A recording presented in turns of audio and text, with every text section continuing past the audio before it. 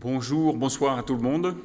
Je n'ai pas de slide, donc vous êtes condamnés à me regarder ou à regarder cette slide-là. Je voudrais apporter aujourd'hui une vision résolument optimiste, mais non utopique, du marketing et de la consommation.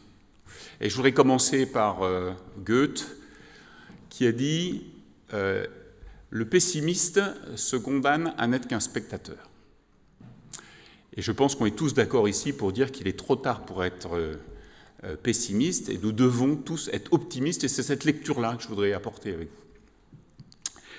vous. Je voudrais aussi dire que je vais restreindre mon propos aux pays riches, parce que je pense que ce qui se passe dans les pays pauvres est un petit peu différent.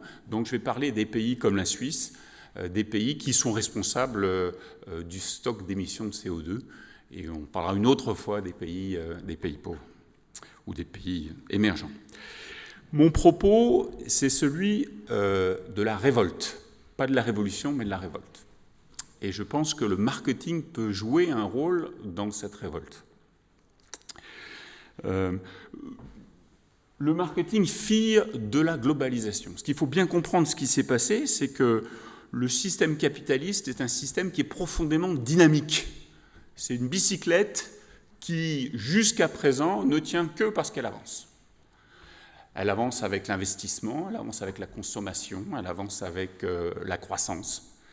Et ce système n'a pas arrêté de fonctionner.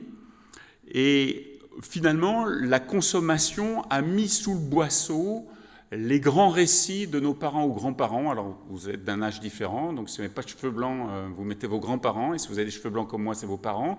On avait des grands récits qui nous permettaient d'avoir une vision commune. Nos grands-parents disaient nous sommes, enfin, ce qui nous définissent, c'est ce en quoi nous croyons. Ça pouvait être les religions, ça pouvait être les idéologies, ça pouvait être la patrie, des choses comme ça. Et petit à petit, ce qui s'est passé, c'est que la consommation a finalement mis sous le boisseau ces grands récits. Et ce qui s'est passé, c'est que la consommation, petit à petit, est devenue l'hyperconsommation. Et je suis ce en quoi je crois est devenu je suis ce que j'ai, ce que je possède, ce que je consomme.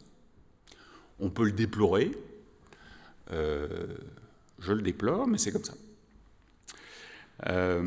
La consommation est devenue hyperconsommation, donc dans tous les secteurs, on a eu des marchés qui se sont organisés, jusqu'au secteur de l'amour. Dans tous les pays du monde, ça s'est développé, donc ça a été la globalisation. 24 heures sur 24, il fallait consommer. Netflix dit que son grand concurrent, c'est le sommeil. Et donc, il faut prendre des parts de marché au sommeil.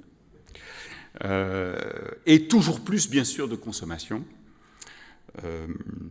Et qu'est-ce que ça a donné, finalement ? Ça a donné un hédonisme complètement individuel, un individualisme forcené, et l'homme s'est retrouvé seul. Le genre humain, enfin l'homme et la femme, se sont retrouvés seuls. Tous les réseaux sociaux ne sont qu'un palliatif au fait que maintenant nous sommes seuls face à notre consommation.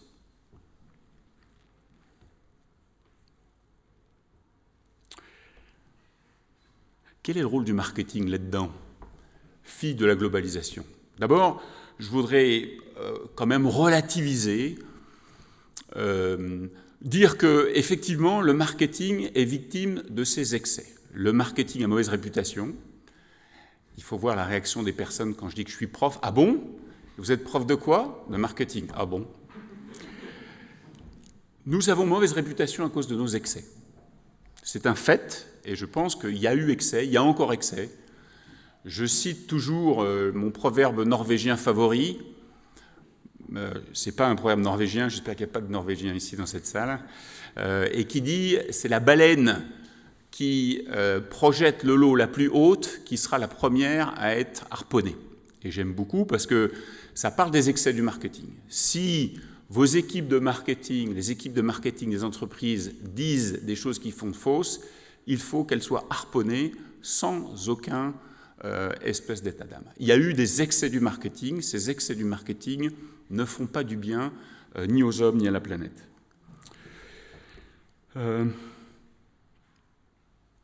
Mais enfin,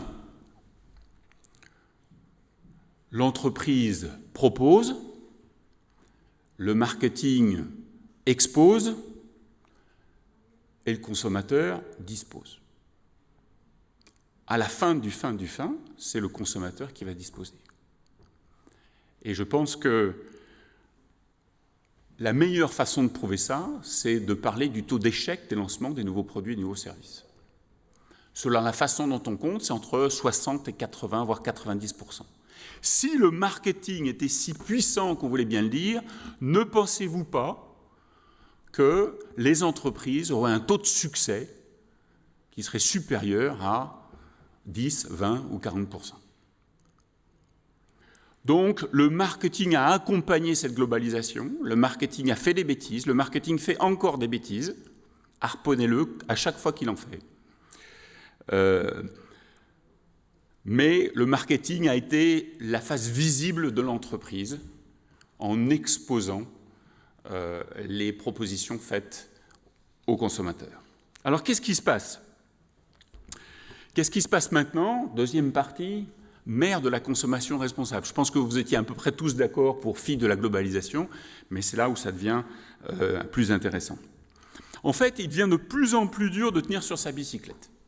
D'accord ? Le capitalisme est une bicyclette, elle ne tient qu'en équilibre parce qu'elle roule. Le problème, c'est que la pente est de plus en plus forte et les gens sont en train de lâcher la bicyclette en disant on ne sait pas où on va. Les problèmes environnementaux et sociétaux sont juste formidables. Et beaucoup de monde, de plus en plus de monde, tout le monde est conscient qu'il faut changer. Tout le monde, j'espère, est conscient qu'il faut que nous ayons une utilisation plus efficiente et plus équitable de nos ressources naturelles. Alors la question qui se pose, c'est quel est le meilleur point d'Archimède ? Qu'est-ce qui va nous donner le meilleur point de levier pour pouvoir changer ? Alors là, je suis le 4e speaker, donc c'est facile, parce que les autres ont déjà beaucoup parlé. Les institutions internationales, les ONG, oui, sans doute, bien sûr. Les gouvernements, quand il y en a, quand ils ne sont pas soumis à un lobby intense. Je crois qu'à Bruxelles, on a compté 60 lobbyistes pro-entreprise contre un lobbyiste pro-consommateur, donc c'est un peu compliqué. Ici aussi, sans doute. Les entreprises, bien sûr, et c'est là où je ne suis pas complètement d'accord avec Eugenio, quand tu dis personne ne nous a forcé à, on va voir si les consommateurs, petit à petit, et les investisseurs de plus en plus, mais surtout les consommateurs, vont vous obliger, vont obliger les entreprises à bouger, et c'est tant mieux. Ça va se faire en bonne entente, mais c'est la pression des consommateurs qui peut faire bouger les choses. Et le marketing peut paradoxalement devenir une courroie de transmission. Ce qui est intéressant, c'est qu'une minorité de consommateurs, je le pense, 10 à 15% des consommateurs, peuvent suffire à effectuer un changement et à créer un effet induit important. Et une minorité de consommateurs est en train de se révolter, au sens camusien, la révolte. Qu'est-ce qu'un homme révolté, dit Camus ? C'est un homme qui dit non. Et je pense qu'il y a de plus en plus de consommateurs qui disent non. Et c'est bien. Et les entreprises ne peuvent pas se permettre de perdre 15 à 20% de leurs consommateurs. Et les entreprises vont devoir bouger, manœuvrer, pivoter pour garder ce 10 à 20% des consommateurs. Et ce qui va se passer, c'est assez intéressant, c'est que le cri de Camus, c'est « Je me révolte, donc nous sommes ». Je me révolte, donc nous sommes. Et je pense que ces 10 à 15% de consommateurs se révoltent pour quelque chose de plus grand, pour la communauté humaine. Nous sommes. Et le marketing peut jouer un rôle. Alors, que peut faire le marketing ? Pourquoi le marketing? Je pense que c'est une formidable courroie de transmission. Quand on regarde qu'est-ce que le marketing, il y a 3 choses qui sont importantes. Première chose, le marketing, c'est celui qui a tous les sensors, c'est celui qui regarde ce qui se passe dans le monde, c'est celui qui regarde ce qui se passe dans l'environnement général et qui informe l'entreprise de la façon dont l'entreprise peut être mieux au contact avec la société. Et donc c'est au marketing de tirer la sonnette d'alarme et de dire attention, les nouveaux produits, les nouveaux services doivent être recyclables, partageables, etc., etc. Et c'est le marketing qui va tirer la sonnette d'alarme en disant attention, nous allons perdre 15 à 20% de nos clients si nous ne faisons pas quelque chose. Deuxièmement, le marketing, surtout dans les biens de grande consommation, est à l'origine du développement des nouveaux produits et des nouveaux services. Et donc si les équipes de marketing disent là, je m'appelle Scania, c'est terminé, plus de développement de modèles diesel parce que les clients n'en voudront plus et donc on arrête le développement des moteurs diesel chez Scania, eh bien l'équipe marketing a un impact extrêmement important pour devenir avoir un impact sur l'environnement. Et puis troisième chose, peut-être plus importante encore, finalement le marketing, c'est quoi le cœur du marketing? C'est la compréhension du comportement des consommateurs. Et jusqu'à présent, le marketing œuvrait pour toujours plus. Comment faire pour que les consommateurs nous achètent plus cher, etc. Mais le même corpus théorique de comportement, de connaissance du comportement des consommateurs peuvent aider les équipes marketing à comprendre comment changer le marketing, changer l'offre, changer le pricing, changer la distribution. Là, vous reconnaissez les 4 P que j'essaye de masquer parce que je les déteste. Changer la communication de façon à aller accompagner cette minorité de consommateurs qui va petit à petit devenir de plus en plus importante. Et là, encore une fois, étant le 4e speaker, beaucoup de choses déjà ont été évoquées. Ça peut être des nouveaux business models. Les économies de fonctionnalité, je crois que c'est toi, Sophie, qui a parlé des économies de fonctionnalité. Comprendre le coût total de possession des choses. Par exemple, Louise, tu as parlé... Tu es où, Louise ? Pardon, des réfrigérateurs. C'est très important de comprendre le coût total de possession. L'économie circulaire. L'économie du partage qui a pris un coup à cause du Covid, mais qui redémarrera. Je vous rappelle qu'en moyenne, les possesseurs de perceuses dans cette salle, en Europe, font 4 trous par an par perceuse. 4. C'est quand même pas beaucoup. Je vous rappelle que l'automobile est un engin qui pèse entre 1,5 tonne et 2 tonnes, faite de plastique, d'électronique, de métal, et qui a une utilisation de 1% pour transporter en moyenne 65 kg de chair humaine, 1,5 tonne, 65 kg. Pourquoi 1% ? Parce qu'une voiture est utilisée 1 heure par jour, ça fait 5%, et quand elle est utilisée, il y a 1,1 personne en moyenne dans la voiture, ce qui fait encore 20%, 20% par 5%, ça fait 1%. Et donc il y a beaucoup de choses à faire, il y a beaucoup de progrès à faire.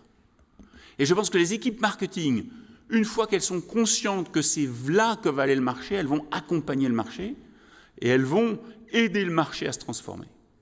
Et je vois de plus en plus d'équipes marketing qui viennent nous voir pour justement mettre en place un nouveau tableau de bord où vont s'ajouter, se superposer, le marketing traditionnel ne va pas disparaître, mais petit à petit, le tableau de bord va comporter de plus en plus des éléments qui vont permettre d'avoir une utilisation plus efficiente et plus équitable des ressources.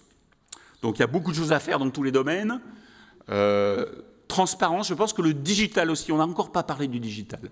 Je pense que le digital qui existe est une arme absolument incroyable et qui peut aller dans les deux sens en fait, mais qui peut permettre au marketing et aux consommateurs d'aller vers plus de participation, de transparence. Voilà, mon temps est terminé. J'ai commencé par une citation, je voudrais terminer par une citation de Saint-Exupéry cette fois, qui est dit l'avenir, tu n'as pas à le prédire, mais tu as à le rendre possible. Et je pense que les équipes marketing peuvent rendre possible un monde un petit peu meilleur. Et je vous remercie.